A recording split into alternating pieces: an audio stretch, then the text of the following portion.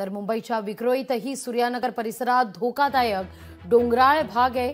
शिवसेनेकडून संरक्षक जाळी बसवण्याच्या कामाला या ठिकाणी सुरुवात झालेली आहे।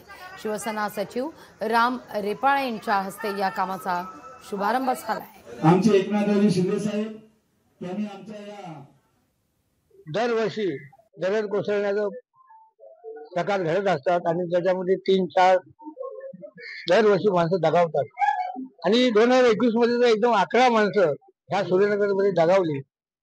परंतु येथील लोकप्रतिनिधी जे आमदार खासदार जे काय होते त्यांनी त्याचं खास करून एक आमदाराचं काम असतं की आपल्या विधानसभा क्षेत्रामध्ये होणाऱ्या प्रसंगामध्ये आपण रहिवाशांच्या मागे खंबीर उभं राहायला पाहिजे, आपल्या विधानसभेचा विकास आपण करायला पाहिजे। परंतु 10 वर्षामध्ये सातत्याने शाखा प्रमुख असतील, नगरसेवक असतील, सर्व रहिवाशांनी सातत्याने निवेदन देऊन सुद्धा त्या आमदारांनी काम केलं नाही।